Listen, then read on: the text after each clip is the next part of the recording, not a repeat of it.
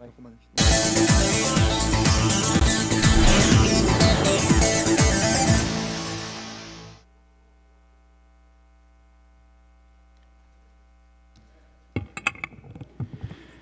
Presente o número regimental de senhoras deputadas e senhores deputados. Sob a proteção de Deus, iniciamos nossos trabalhos. Esta presidência dispensa a leitura da ata da sessão anterior e recebe o expediente hoje, dia 16 de fevereiro de 2021, terça-feira. Iniciamos o pequeno expediente com os seguintes oradores inscritos. O primeiro orador é o deputado Castelo Branco. Vossa Excelência tem um tempo regimental.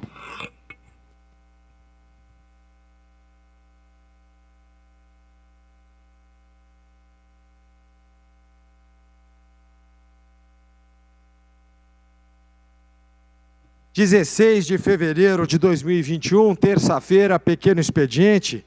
Vamos falar da volta às aulas, tão polêmica, tão discutida e com tantas opiniões diferentes. E o que nos traz aqui hoje agora é o fato da prefeitura vir a contratar 5 mil mães de alunos para as escolas. Eu preparei uma apresentação para ser mais didático. Então, a questão da volta às aulas é sempre importante e no final deste mês a prefeitura da capital deve contratar 5 mil mães de alunos para atuar como agentes de protocolo, esse é o nome, contra a Covid-19 nas escolas da rede municipal da cidade de São Paulo. Está aí a chamada e as mães serão responsáveis por aferir a temperatura dos estudantes na entrada, higienização dos equipamentos de uso coletivo, além de fiscalizar o cumprimento das medidas de distanciamento e uso correto das máscaras e do álcool gel. A medida tenta melhorar a estrutura das escolas, principalmente quanto à questão da segurança contra o Covid. As escolas municipais da cidade de São Paulo retomaram o ensino presencial nessa última segunda-feira. A reabertura é marcada por críticas e denúncias contra a falta de estrutura de algumas unidades, principalmente para cumprir os protocolos de segurança sanitária.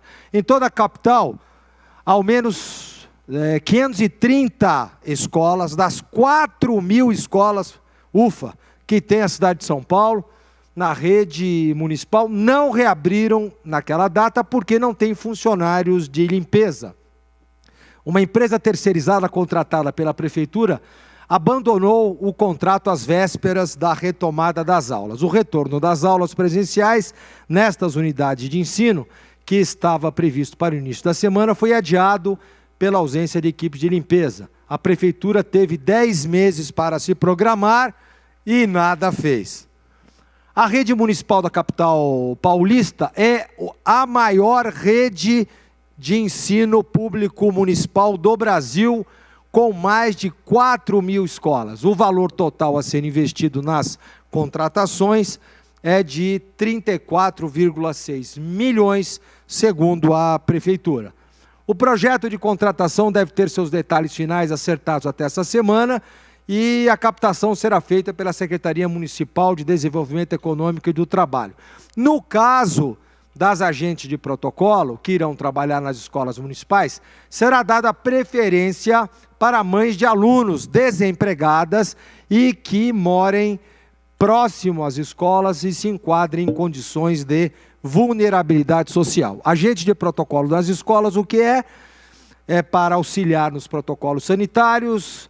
Quem pode se candidatar? Mães de alunos maiores de 18 anos e que moram na capital. E os requisitos são estar desempregada, não receber benefício como seguro-desemprego e com renda familiar não superior à metade de um salário mínimo. Carga horária de 30 horas, uma bolsa, enfim, um valor de remuneração de R$ 1.155 e as inscrições a prefeitura ainda vai divulgar até o final do mês.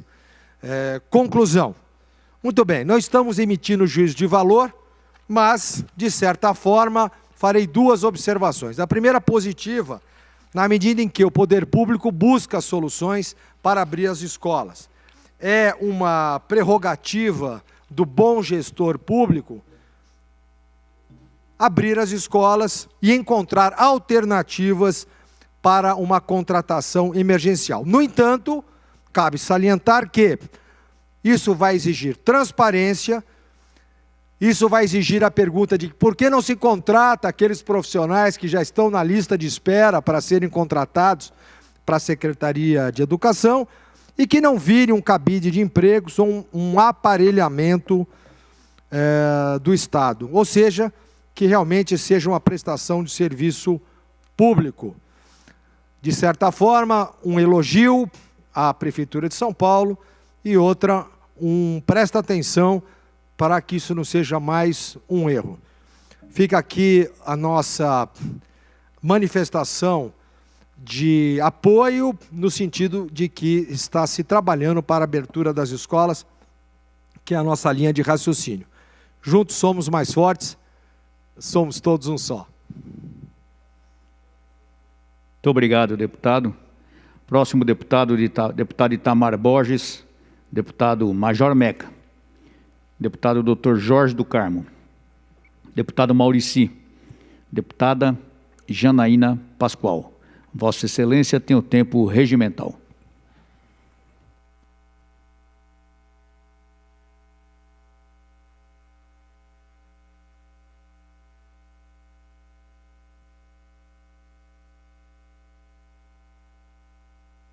Obrigada, senhor presidente. Cumprimento Vossa Excelência, os colegas presentes, as pessoas que nos acompanham. Só para seguir, dando satisfações naquele tema do fechamento dos PS, que a Secretaria chama de referenciamento, porque, na verdade, os hospitais continuarão a funcionar, mas receberão os pacientes a partir da rede municipal. Então, seguindo, dando satisfações para aqueles que nos acompanham. Hoje, pela manhã, eu conversei com a assessora parlamentar da Secretaria da Saúde. Aliás, quero deixar registrado que sempre sou atendida de maneira atenciosa. Eu solicitei à assessora parlamentar o levantamento que está dando, vamos dizer assim, alicerce para essa decisão, especialmente no que concerne ao Hospital Pedreira. Porque muitos dos e-mails que eu recebi foram no sentido de que o Hospital Pedreira, na verdade, os hospitais Pedreira e Grajaú, além de sofrerem o fechamento do pronto-socorro ou referenciamento, também teriam o encerramento do serviço de pediatria. Ontem nós fizemos um levantamento dos leitos do Hospital Pedreira, do Hospital Grajaú. Em termos de pediatria, existe um número significativo, tanto para fins clínicos, né, aquele paciente que está internado, vamos dizer assim, na enfermaria, como a UTI pediátrica, nos vários níveis, as UTIs neonatais. Então, eu fiquei muito preocupada com a informação que recebi por e-mails no fim de semana, de que esses serviços de pediatria, além dos PS, que esse serviço seria encerrado. Então, conversei na secretaria, pedi uma confirmação formal dessa decisão de encerrar, e, se for verdade, pedi os dados, que eu quero entender para onde é que vão essas crianças se esses serviços forem efetivamente fechados. Fiz um contato no Ministério da Saúde, porque eu quero ter alguém lá para conversar sobre essa decisão do governo do Estado de referenciar todos os hospitais estaduais, ou seja, todos os hospitais estaduais que têm pronto-socorros vão ficar com os seus pronto-socorros fechados para receberem o encaminhamento a partir da rede municipal e do órgão regulador, que é o CROSS. Então, eu quero conversar com alguém no Ministério da Saúde para entender se essa decisão foi, vamos dizer assim, dialogada com a esfera federal, com a esfera municipal, e já pedi, pelo menos aqui na capital, uma pauta com o secretário da Saúde, porque eu quero ter certeza que essa decisão do Estado está sendo tomada depois do cuidado de o município melhorar a sua rede básica, para que uma mãe não chegue com uma criança quebrada, na porta de um PS, encontre a porta fechada, não chegue com uma criança com uma dor de cabeça insuportável, que pode ser uma meningite, e tenha que voltar para trás. Então, eu estou muito assim cismada com essa decisão, muito embora eu respeite, e haja até argumentos técnicos a alicerçar, mas eu estou muito cismada porque o governo está mexendo em algo que está dando certo. Então, são tantos os outros assuntos, tantas as outras demandas que precisam de atenção, que precisam de modificação, e, de repente, eu vejo o governo mexer num serviço que está dando certo, porque eu mesma já recebi elogios assim, bastante sinceros de munícipes, de cidadãos que foram atendidos, que tiveram suas crianças atendidas, sobretudo no serviço do Pedreira. Então, por que mexer no que está dando certo, né? Por que impor para uma família a insegurança de morar ali do lado de um hospital e não poder recorrer a esse hospital numa situação limite? Um dos argumentos que me foi passado hoje pela manhã, pela assessora parlamentar, foi de que isso aconteceu com o HC, né? Houve todo o referenciamento do HC, houve discussões jurídicas, o MP contestou, houve todo vamos dizer assim, um preparo para essa decisão.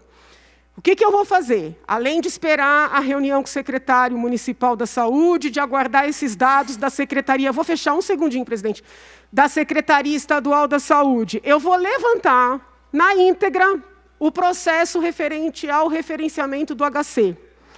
Por quê? Eu só vou poder falar com maior, vamos dizer assim, legitimidade, depois de conhecer todos os detalhes, e não apenas o que eu acompanhei pela imprensa.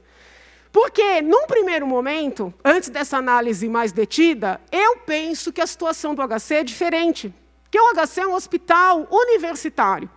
É um hospital em que devem ser tratados aqueles casos mais diferenciados.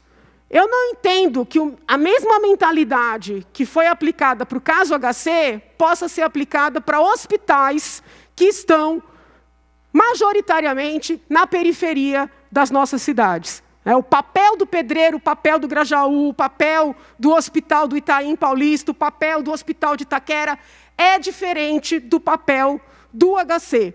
Tá? Mas eu estou levantando material para poder falar com mais sustentação e poder, no bom sentido, brigar para que as nossas crianças não percam um serviço que é muito importante. Muito obrigada, senhor presidente. Muito obrigado, a nobre deputada Janaína Pascoal. Dando sequência à lista de oradores inscritos no pequeno expediente do dia 16 de fevereiro de 2021, terça-feira. Próximo orador inscrito, nobre deputado Olim, deputado Coronel Telhada.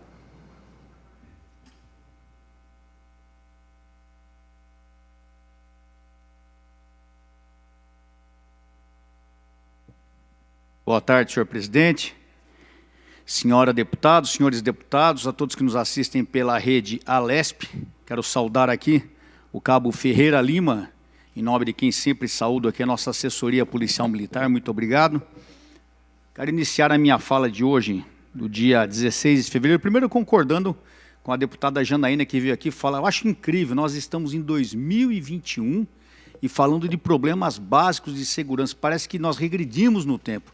Nem nos anos 70, nos anos 80, quando nós tínhamos uma série de dificuldades, nós não tínhamos o descaso que nós temos hoje com a saúde pública. É absurdo. A cada dia chega uma notícia nova, desmontes de hospitais, não atendimento de crianças, inúmeras, milhares de pessoas com problemas de saúde sendo largadas ao léu. É absurdo isso.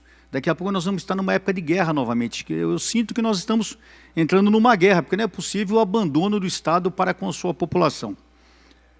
Hoje, dia 16 de fevereiro, dia do repórter.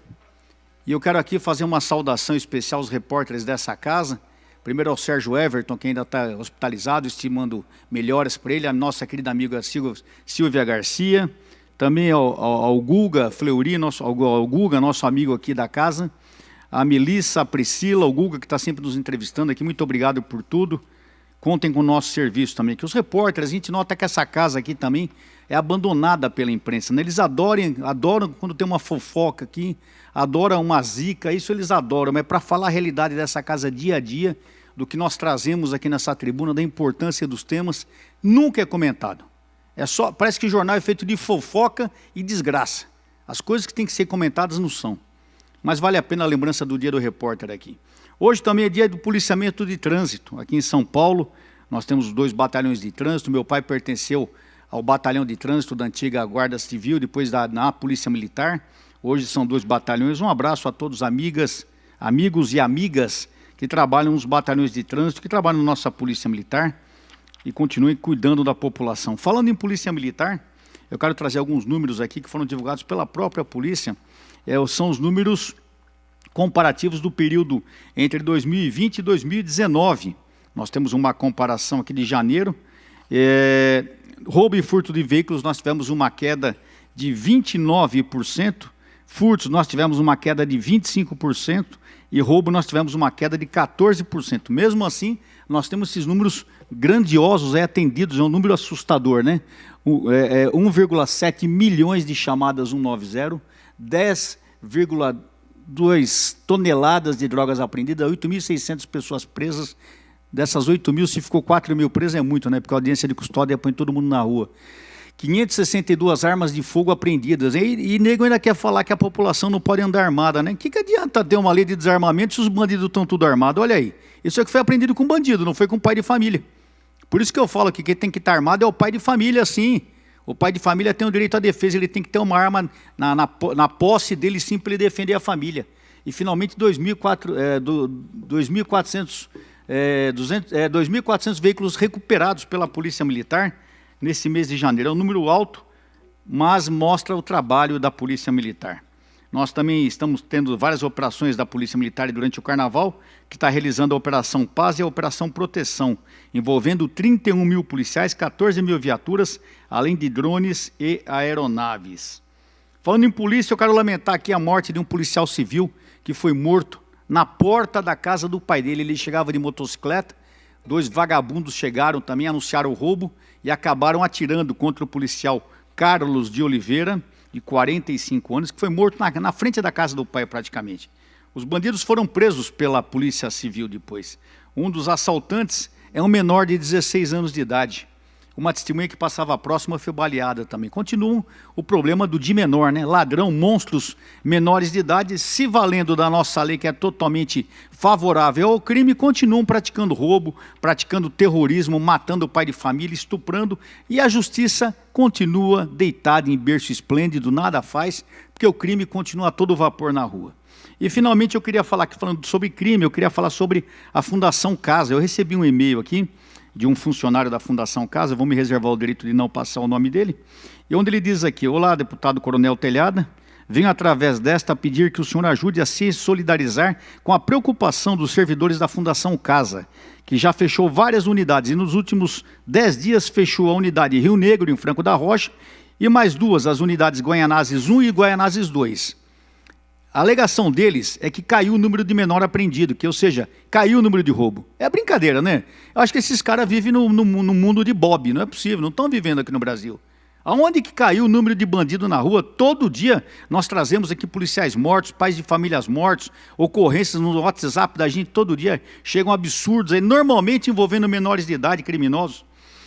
E estão sendo prejudicados os servidores da Fundação Casa, que tem que se transferir para as outras unidades mais longe do que das residências. E a Fundação Casa não ajuda no transporte, não ajuda em repúblicas para moradias, enfim, os policiais são obrigados a mudarem de município e acabam tendo um prejuízo muito grande no seu serviço. E além do que eles falam numa futura privatização da Fundação Casa, eu não sei se isso procede ou não. O presidente da Fundação Casa alega que a quantidade de adolescentes cumprindo medida deu uma baixa acentuada.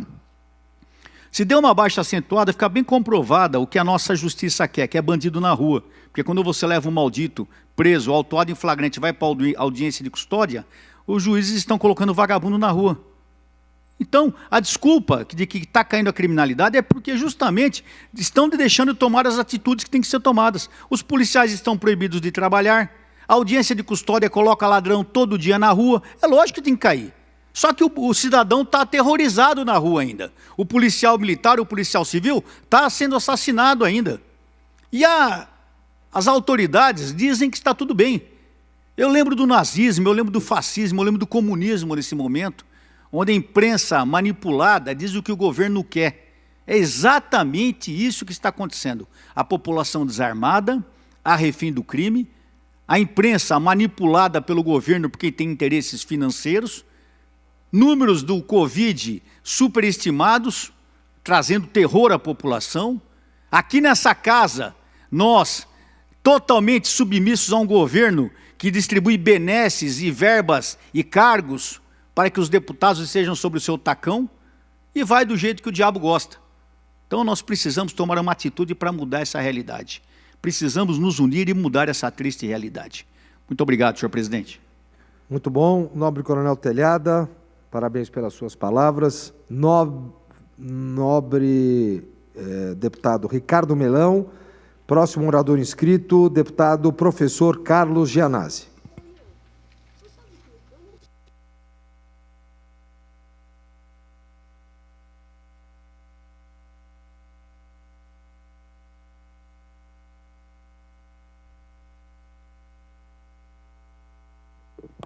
Senhor presidente, senhores deputados, senhoras deputadas, telespectador da TV Assembleia, hoje é terça-feira, dia 16 de fevereiro, e eu venho mais uma vez a esta tribuna pedir o apoio dos 94 deputados e deputadas, dos líderes partidários, da mesa diretora da Alesp, da liderança do governo, para que nós possamos votar em caráter de extrema urgência o nosso PDL número 22 de 2020, o PDL que acaba com o confisco das aposentadorias e das pensões do Estado de São Paulo.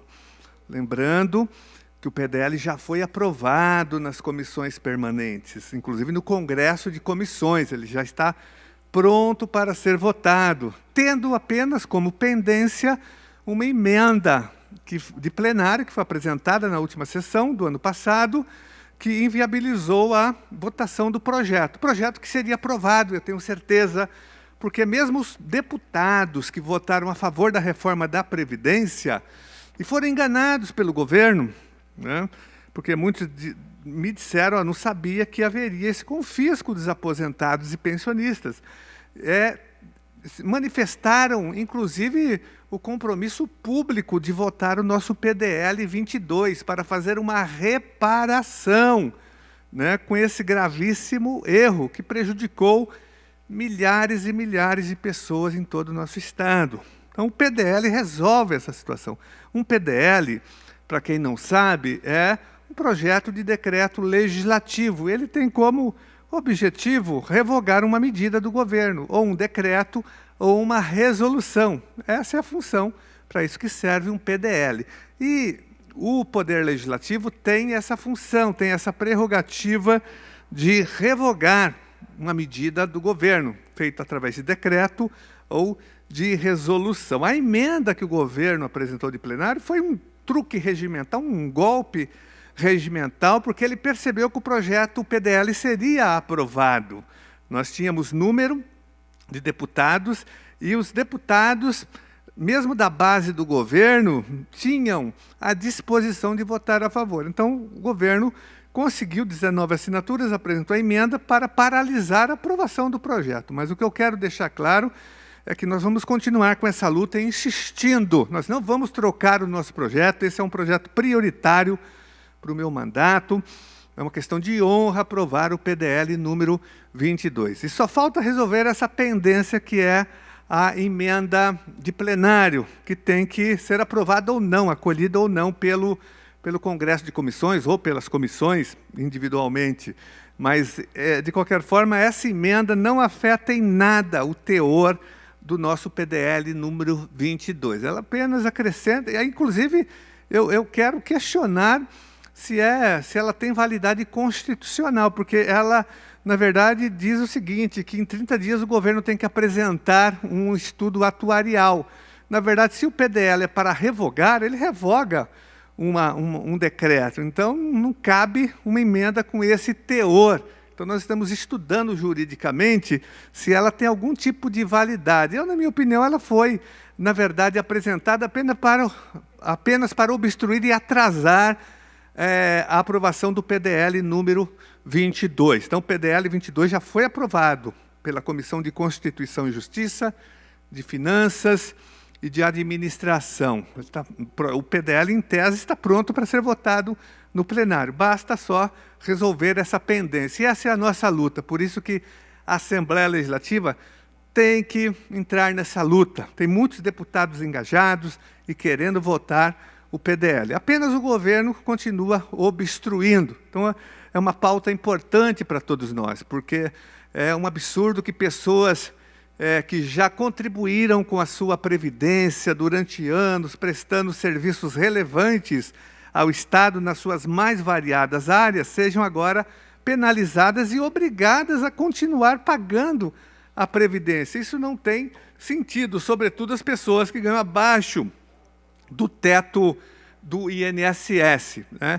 Isso significa, pessoal, um ataque frontal e também um roubo, um assalto praticado em praça pública contra servidores, aposentados e pensionistas. Significa, esse confisco, roubar o remédio, a alimentação, a paz, a saúde mental e física de milhares de pessoas em todo o nosso Estado. Por isso que eu faço aqui esse apelo para que os deputados e deputadas votem imediatamente o nosso PDL número 22, que acaba com o confisco das aposentadorias e das pensões. Muito obrigado, senhor presidente.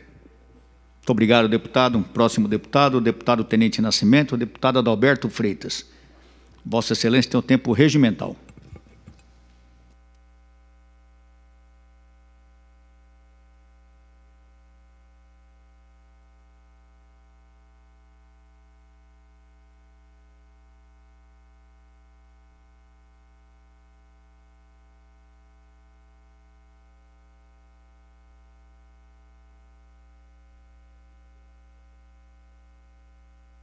Boa tarde a todos, a presidência, a mesa que está presidindo, aos parlamentares aqui, ao pessoal aí da técnica também, cumprimento o Machado e o Wagner que estão aí, cumprimento os parlamentares aqui, o deputado Gianazzi, o deputado Janaína, o deputado Tenente Coimbra, o deputado Barros Munhoz e o nosso amigo Sargento Nery, que acabou de chegar, e a nossa deputada querida, nossa deputada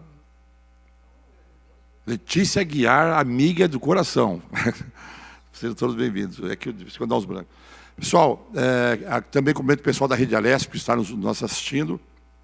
Cumprimento a todos. E quero aqui no plenário da Assembleia deixar registrado mais uns eventos que nós fizemos. Se o pessoal da técnica puder estar nos ajudando aí, né? No dia 30 de janeiro agora de 21, nós participamos num condomínio chamado Ponte Baixa, aqui na Zona Sul de São Paulo, na região do Emboimirim. Nós participamos junto lá com um instituto chamado Clélia Angelon, que é dedicado às causas ambientais. Foi representado pelo vice-presidente, que é o Márcio Moreira, que é o qual mando um abraço para o Márcio Moreira, meu amigo, e pelo projeto Orquídea. É um projeto muito bacana que fala sobre recuperação de orquídeas. Foi criado um jardim suspenso para a plantação de orquídeas pelos membros da comunidade que adotaram orquídeas descartadas, criando um mini orquidário nas árvores do condomínio.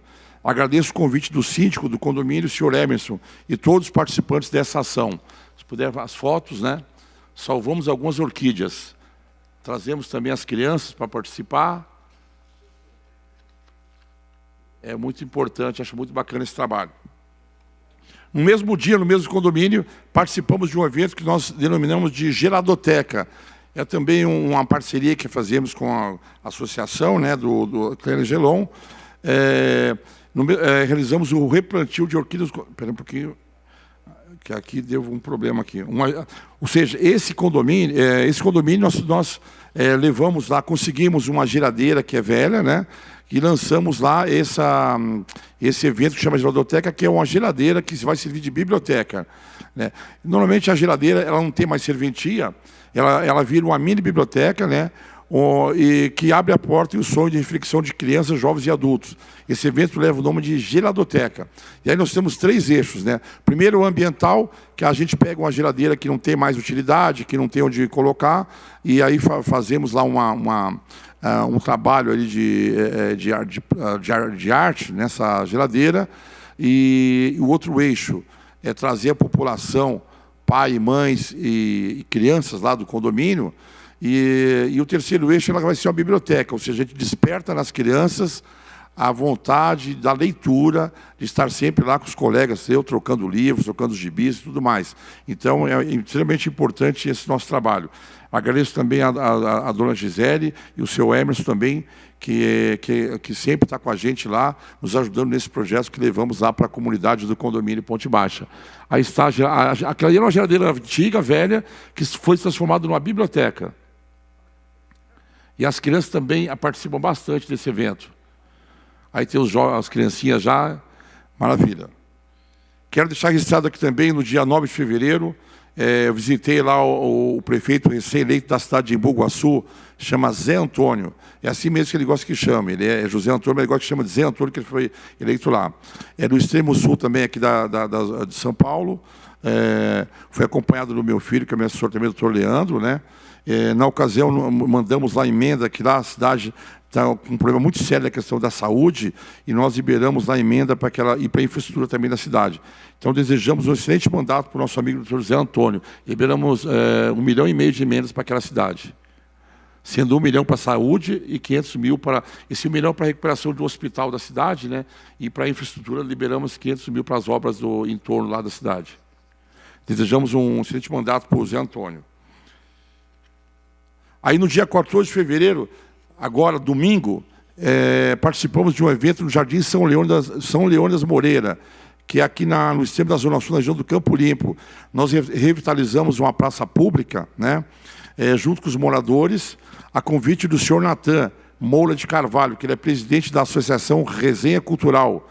Nós realizamos a revitalização da praça e a instalação de mais uma geladoteca. A ação contou com a participação da comunidade e de alguns voluntários que passam a falar o nome. A Eloá, a Janaína, o Carlos, o Paulo, a Sâmila, a Nilva, a Verônica, o William, Carol, só para terminar, falta tá pouco, presidente. A Carol, o Laércio, o Alan, o Vitor e o Nino. Além disso, aconteceu também um bazar beneficente para ajudar famílias de vulnerabilidade. Ao invés de comprar as roupas nesse bazar, as pessoas levam 1 quilo de alimento e trocam por as peças que gostam. Isso é uma iniciativa de uma associação que também eu faço parte, assim, uma parceria, né, que chama a CISA, e o Instituto tem o trabalho de disseminar a cultura e a conscientização da conservação e preservação do meio ambiente também. Se puder colocar as imagens aí do pessoal de lá desse grupo, essa associação... Aí é o trabalho da Geladoteca e também da... E no dia 15, também fizemos agora, ontem, fizemos uma ação solidária numa associação chamada Nova Pinheirinho, que é da região do Embu das Artes, né? Nós tivemos na associação a convite do presidente, senhor Washington, fui juntamente com o doutor Leandro Freitas, que me acompanha, a sua esposa Madalena, que também sempre me acompanha nos eventos, né? E a associação distribui kit de verduras e legumes para famílias carentes da região.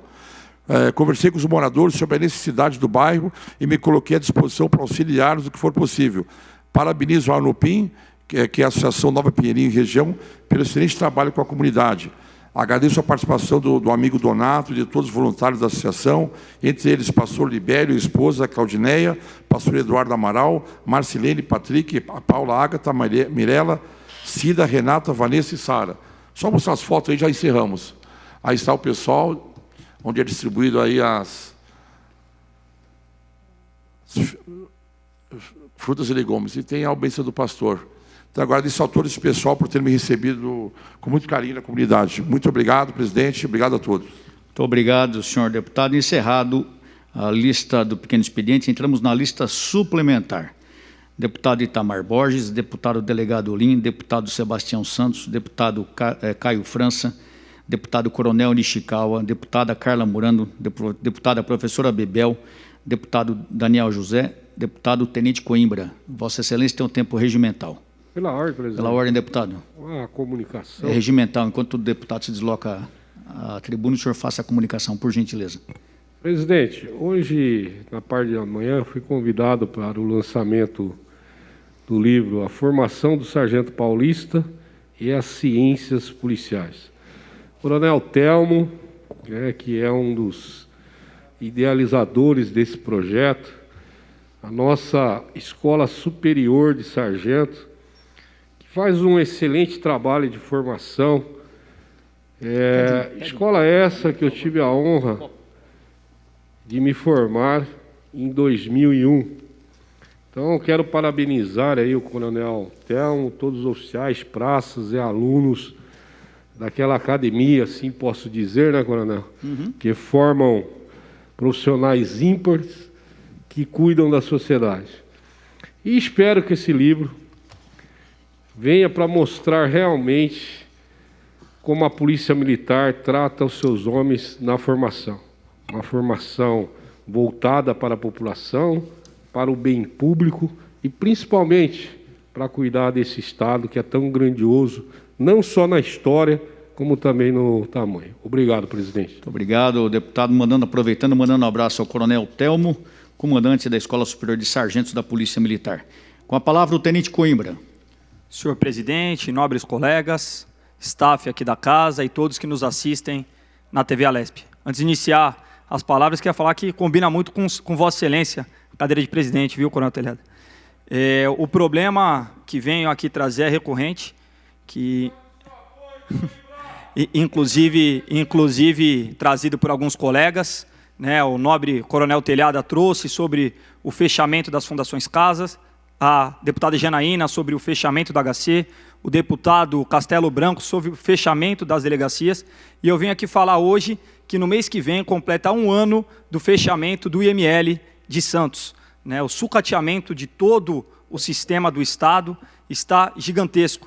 A desculpa é que por conta das chuvas, dos alagamentos, que acontecem há décadas, e nunca houve a intenção do Estado em reformar, em comprar novos equipamentos, o IML fechou. Mas fato é que o verdadeiro motivo é por conta que desde 2014 não tem concurso público para a área.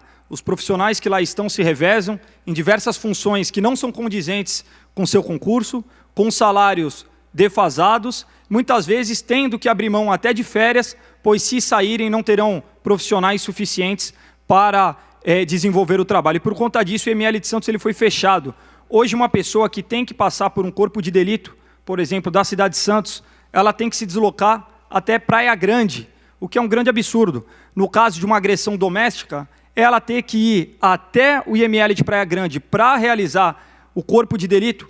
A gente sabe que, infelizmente, o agressor ele pode se antecipar por diversas vezes. Isso sem contar com liberação de corpos e inúmeras outras situações. Tentaram ventilar um novo IML na rua Bernardo Browne, em Santos, num imóvel que ainda precisa ser reformado, não tem contrato, mas já começou. Né? Então, contratos de gavetas podem existir nessa formatação. Né? Essa é a dúvida, porque como antes de um contrato firmado, alguém readeca o seu imóvel para um imóvel para uma particularidade fim, que é um IML, sem ter um contrato firmado com o governo. E fato é que, levando para lá, né, seguindo a previsão do governo do Estado, da Secretaria de Segurança Pública, que quer levar o Instituto Médico Legal e a parte também da perícia, não vai contar com hoje o apoio do Palácio da Polícia Civil de Santos. Palácio esse, inclusive, que foi deixado também para ser sucateado pelo governo do Estado. E lembrando que o Porto de Santos faz apreensões gigantescas de drogas que ficam na perícia técnica, que hoje tem a proteção da Polícia Civil e não vão ter a proteção nesse local. Então, fato é que é muita desorganização, é muita falta de planejamento. Por conta disso, protocolamos no Ministério Público uma ação para que o Instituto Médico Legal de Santos ele seja reaberto, tenha a contratação de profissionais de forma adequada, tenha a substituição desses equipamentos defasados, porque chegar à marca de 1 ano desse IML fechado e a população toda da Baixada praticamente sofrendo, porque o morador de Santos, de São Vicente, que está se deslocando até Praia Grande, acaba lotando também todo o sistema de Praia Grande. Então, com isso, toda a Baixada Santista ela fica prejudicada por conta de falta de planejamento, falta de gestão, que, como os próprios colegas que me antecederam na fala, está se replicando em todo o estado de São Paulo. Então, eu peço celeridade ao Ministério Público para que julgue essa matéria e obrigue ao governo do estado a abrir o IML, e eu peço a sensibilidade e a gestão, né, a pseudogestão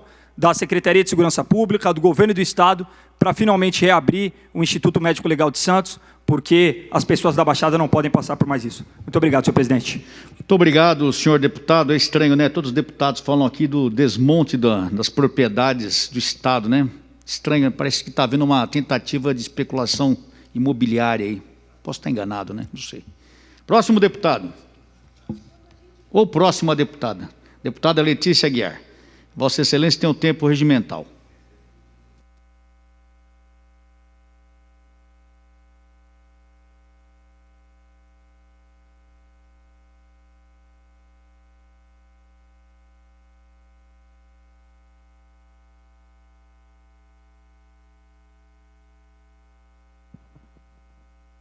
Obrigada, senhor presidente.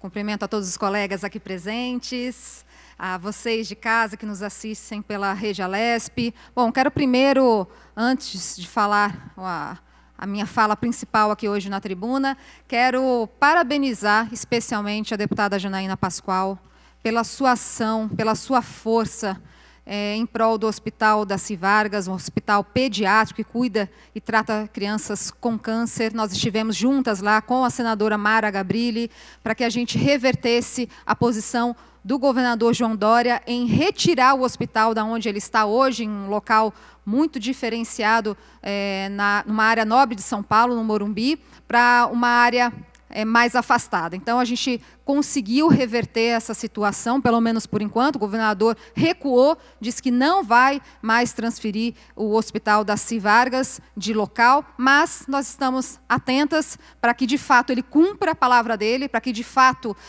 ele não volte atrás do próprio recuo e que vocês, que são atendidos pelo Hospital Daci Vargas, tenham a garantia, a segurança de que esse hospital continuará funcionando para o bem das pessoas.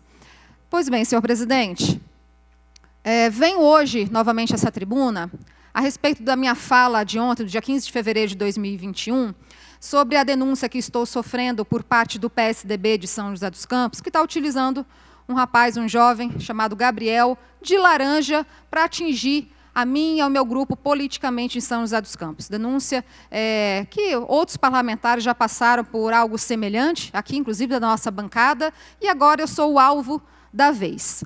Pois bem, por favor, tela 1.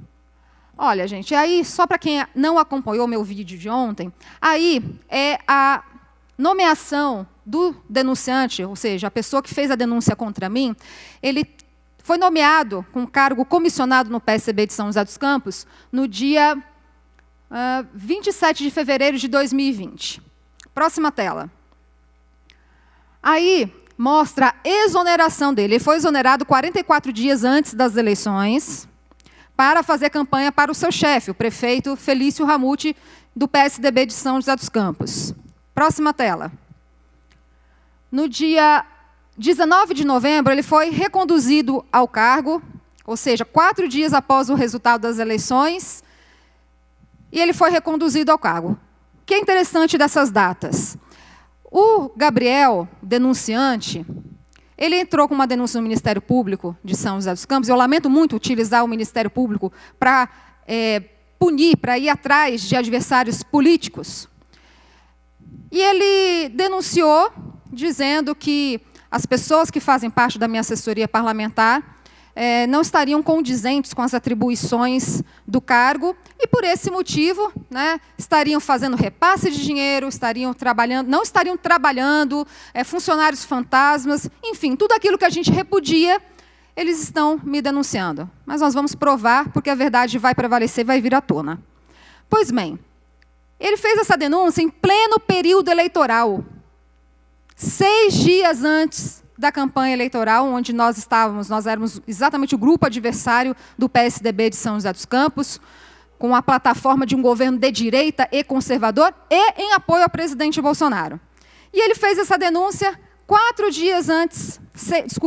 dias antes da eleição. Após a eleição, ele foi reconduzido ao cargo, como eu já expliquei aqui anteriormente.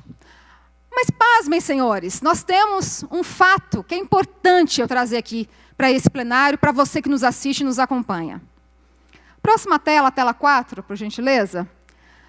Ora lá, o mesmo denunciante, em 2016, fez a mesma coisa com o então candidato a prefeito de São José dos Campos, que era opositor ao PSDB de São José dos Campos. Fez a mesma coisa, e detalhe, com a mesma advogada, que é advogada do PSDB de São José dos Campos. Então, é bucha de canhão há muito tempo. Está sendo utilizado de laranja pelo PSDB há muito tempo, para denegrir, para desonrar os adversários políticos do PSDB. Aí está. Denúncia com ação realizada em conjunto com o advogado do PSDB de São José dos Campos, com o então candidato à prefeitura Shakespeare, no dia 26 de outubro de 2016, 4 dias antes da eleição. Não é coincidência. É realmente um trabalho, entre aspas, do PSDB em desconstruir seus adversários políticos. Infelizmente, essa é a realidade. A próxima tela, por favor. Após ontem eu vir aqui tornar isso público e mostrar tudo isso, hoje o Facebook do denunciante está assim, ó, inativo, indisponível. Provavelmente ele deve estar querendo limpar o Facebook com imagens ou com postagens que possam, de repente, mostrar verdadeiramente quem está por detrás dessa denúncia, caluniosa e fantasiosa. A próxima tela. Talvez ele não queira mostrar essa imagem que estava nas redes sociais dele até ele fechar. Está aí, ó. Olha a legenda. Namore alguém que te olhe assim como eu olho para o Felício Ramute, que é o prefeito do PSDB de São José dos Campos. Então, existe já aí uma idolatria, uma paixão, há muito tempo. Essas são as verdades dos fatos. Eu peço a você, e de repente está me assistindo agora, que volte no que eu disse ontem aqui na tribuna da Assembleia Legislativa a respeito dessa denúncia. E quero fazer mais um destaque. Desculpa, senhor presidente, vou extrapolar um pouquinho do meu tempo, porque o assunto é importante. Na denúncia, esse denunciante diz que, pelo fato de eu contratar pessoas idosas, elas estariam incompatíveis com o cargo. Primeiro, senhor Gabriel, quem define as atribuições do cargo é a Assembleia Legislativa.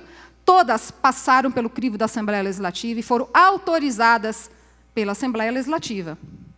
Não são vocês quem decide quem estará apto ou não. A próxima tela, por gentileza. Gabriel age com preconceito e tenta desqualificar uma mulher. Está aqui, palavras dele. Foi nomeada Maria Aparecida de Souza Maia, pessoa idosa que conta com 63 anos de idade, sem escolaridade, muito simplória e não possui característica comportamental e traços exteriores compatíveis com as atribuições e funções do cargo. O que o senhor quer dizer com isso? Que o fato dela ser simples, dela ser idosa, dela ser uma pessoa humilde, ela não está compatível em servir o meu gabinete, em servir a população como assessora parlamentar? Está sim. E fez um belíssimo trabalho. Aliás, eu tenho um outro assessor também, de 69 anos de idade, e essas pessoas são as mais dedicadas, as mais empenhadas, e as que cuidam das outras pessoas que precisam tanto de atenção do nosso gabinete parlamentar. Portanto, para finalizar, senhor presidente, quero aqui mais uma vez dizer que o denunciante vai ter que provar o que ele está falando. Denunciação caluniosa é crime. Obrigado, senhor presidente. Muito obrigado, senhora deputada. Próximo deputado é o senhor deputado Barros Munhoz. Vossa Excelência tem um tempo regimental. Falou, amor. Tamo junto.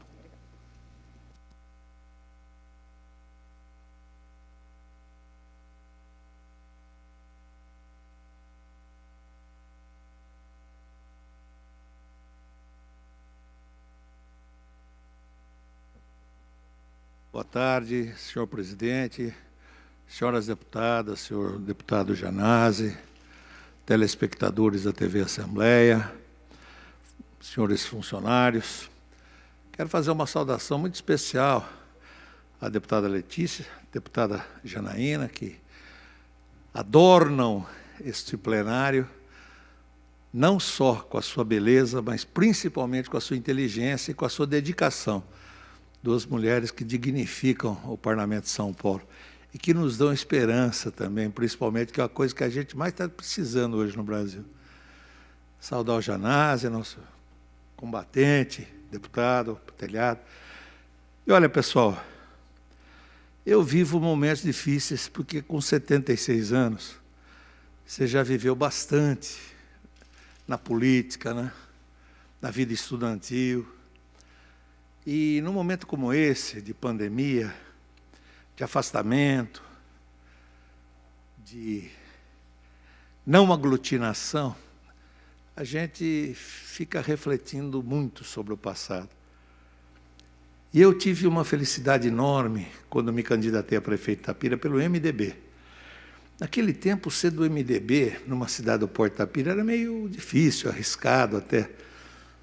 Era chamado de comunista liminarmente. E nós enfrentamos, nessa eleição, nós éramos 2 candidatos do MDB, naquela época tinha a sublegenda. Um artifício, né, para ter mais candidatos com 2 partidos apenas, MDB e Arena. E eu tive a felicidade de ser eleito, e o governador da época era o Paulo Egídio Martins. E a campanha contra mim era toda feita no seguinte sentido: ele não vai conseguir nada para Itapira. Itapira vai ficar parada, porque o governador é da Arena. E sendo da Arena, o governador não vai atender o prefeito do MDB. E é com essa memória que eu venho aqui hoje fazer um tributo à luta, à vida, à história de Paulo Egídio Martins. Deputada Janaína, que político íntegro.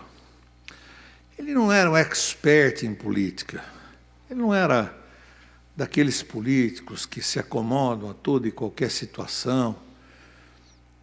Ele era um homem bem intencionado, fez um bom governo, porque escolheu, talvez, o melhor secretariado da história de São Paulo. Era um time de primeira grandeza, era uma verdadeira seleção brasileira, comparando com o futebol. E ele era uma pessoa afável, uma pessoa informada, uma pessoa integrada na lide de se construir um amanhã melhor através da política. Uma esposa maravilhosa, a dona Lila Baiton Martins, que se dedicou de corpo e alma à atividade social do governo. Criou um centro comunitário lá em Itapira, que era um exemplo de problema, um bairro que era chamado de risca-faca.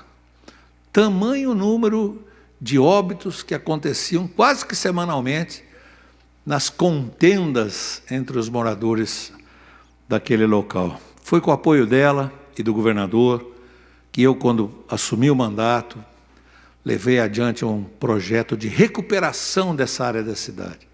Nunca mais, depois do governo Paulo Egídio no Estado e do meu na Prefeitura de Itapira, se falou risca-faca na nossa cidade. Passou a ser Vila Ilse, que era o nome desse bairro, que hoje é lindo, maravilhoso, tem tudo que o bairro mais chique de Itapira possa ter.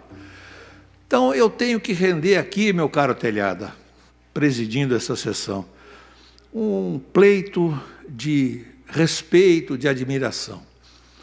Até porque ele teve uma importância extraordinária na reabertura política do Brasil.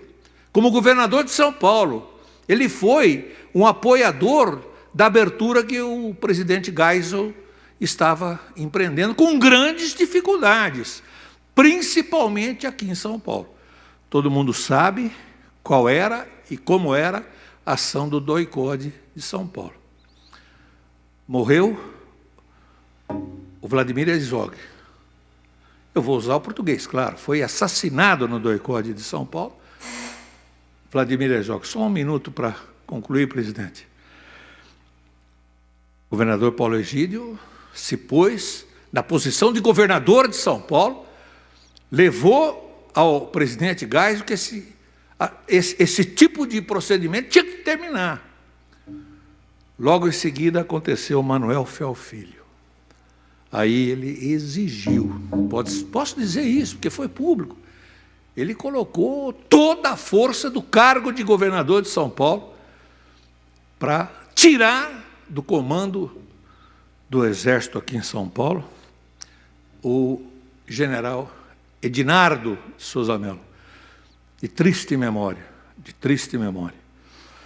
Então, por todas essas razões, eu quero aqui deixar como cidadão paulista, como deputado estadual, o meu preito de saudade por termos tido um governador como Paulo Egídio, amigo de todo mundo, bonachão, rodava o interior, adorava, tinha uma conversa afável.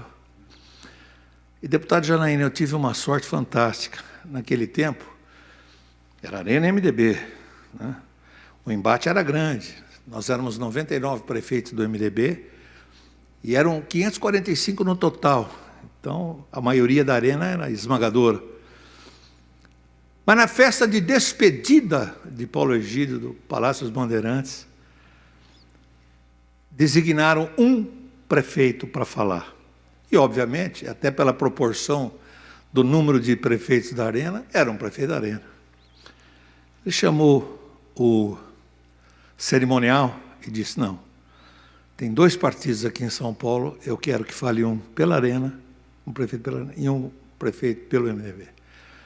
E eu tive, então, a oportunidade de extravasar toda a nossa gratidão.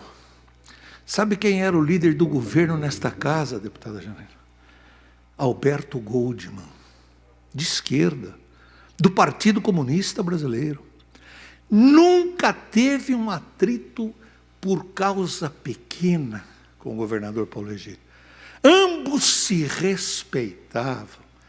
Era um ambiente maravilhoso. Se praticava democracia no estado de São Paulo com Paulo Egídio Martins à frente do governo. A dona Lila, aos filhos do Paulo Egídio, os meus mais sinceros sentimentos.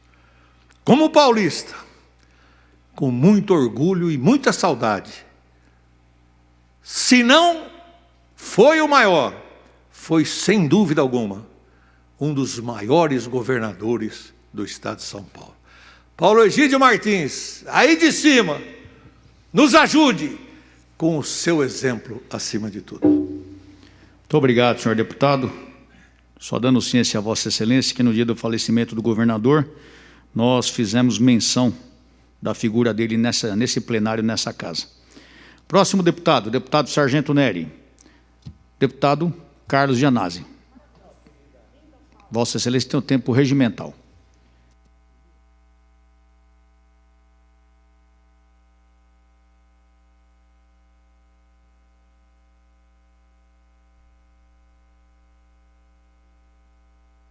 Senhor presidente, senhores deputados, senhoras deputadas, senhor presidente, é inacreditável que no auge da pandemia, com o número de mortes no auge no estado de São Paulo e no Brasil, com as novas cepas do coronavírus já invadindo o estado de São Paulo, né, a cepa de Manaus, as cepas nativas e também do Reino Unido, o governo insiste na abertura criminosa das escolas, da volta às aulas presenciais, tanto o governo estadual, governo Dória, como também o governo municipal, o Bruno Covas.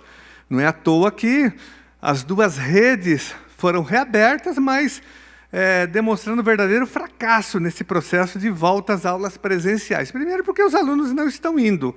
Segundo, porque foi decretada a greve sanitária. As greves sanitárias, tanto pela rede estadual, como também pela rede municipal. Os professores estão em greve pela vida, porque escola fechada significa vida preservada. É isso E o governo insistindo nisso. E olha o que está acontecendo no nosso estado. Já 3 hospitais infantis do SUS, do Sistema Único, estão soltando os números, dizendo que aumentou de uma forma significativa as internações de crianças por coronavírus, pela Covid-19.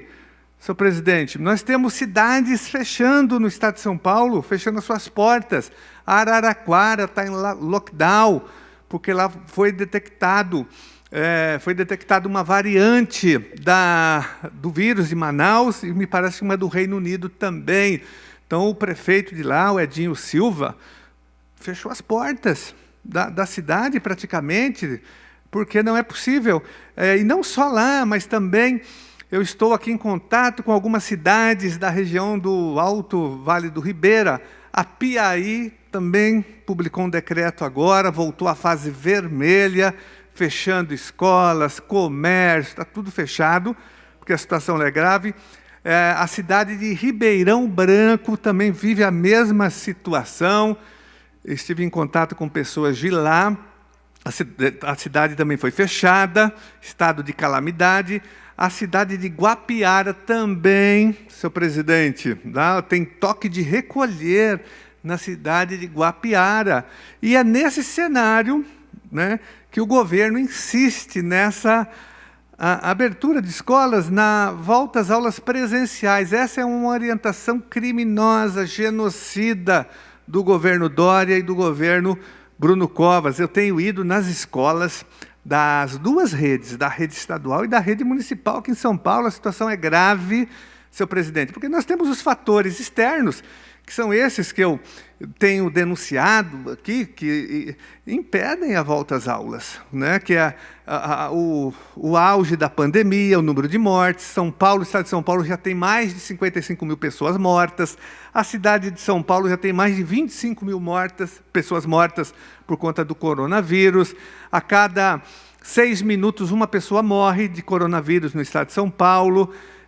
Há uma média de 250 pessoas morrendo todos os dias no estado. O cenário é o pior possível. E uma média nacional de mais de 1.000 pessoas, 1.100 pessoas é a média hoje de pessoas mortas por conta da pandemia, do coronavírus. E é nesse cenário que os governos determinam a volta às aulas presenciais, para atender interesses econômicos e dos interesses das escolas particulares. O fato é que está aumentando a contaminação nas nossas escolas. Depois da volta às aulas, já há o aumento de contaminação de crianças e adolescentes, como eu falei agora, em relação aos 3 hospitais infantis, que já estão fazendo esse anúncio. Nós temos várias pessoas contaminadas já no ambiente escolar, em várias escolas da rede estadual, da rede municipal e da rede particular. Não é à toa que escolas estão suspendendo as aulas. As escolas particulares,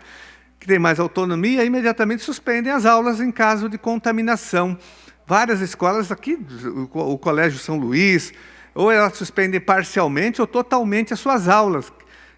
Colégio São Luís, Colégio Santa Cruz, o Colégio Móbile, Colégio Imaculada Conceição, de uma forma responsável, voltaram, mas quando perceberam a contaminação tiveram que recuar, né? Agora a rede estadual não recua, a rede estadual mantém as escolas abertas de uma forma criminosa, mesmo com pessoas contaminadas.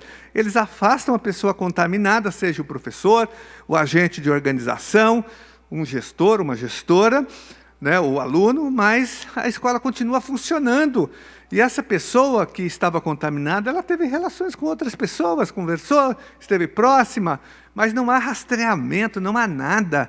É uma desorganização, é um improviso total, senhor presidente. Então, por isso que nós somos totalmente contra a volta às aulas presenciais nesse momento. Sem vacinação dos profissionais da educação, é impossível ter volta às aulas, sem a baixa do contágio na sociedade também é impossível, não dá.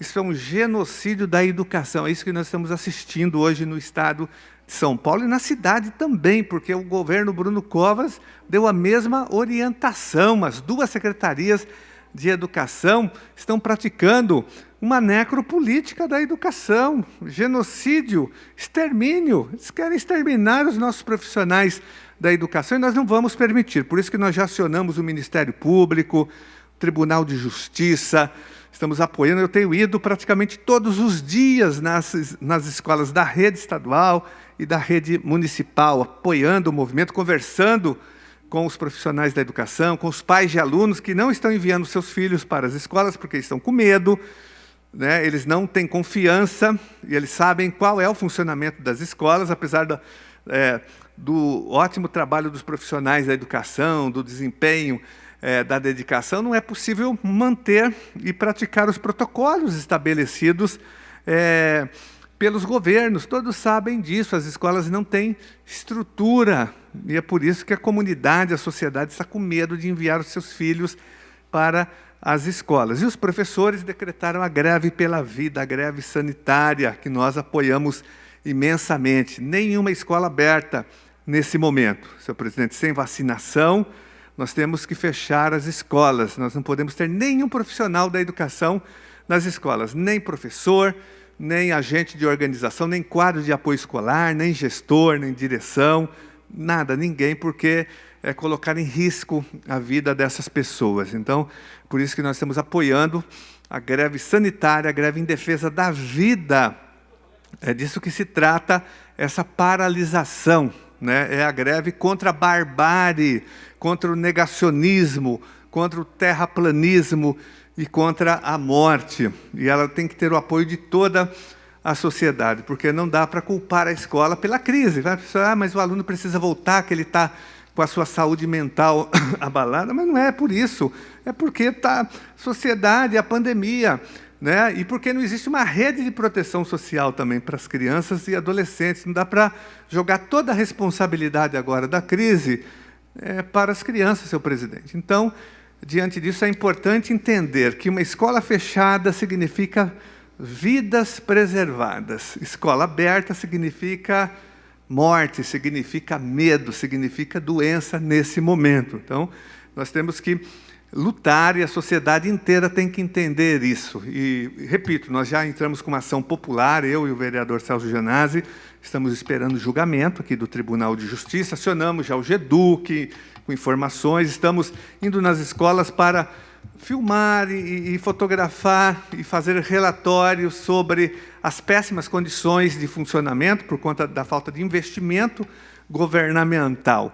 E, sobretudo, continuar essa luta de apoio aos profissionais da educação, em defesa da educação pública, mas, sobretudo, nesse momento, a nossa luta é em defesa da vida. Por isso que a greve é uma greve em defesa da vida, uma greve contra a morte, contra a barbárie e contra o negacionismo. Muito obrigado, senhor presidente.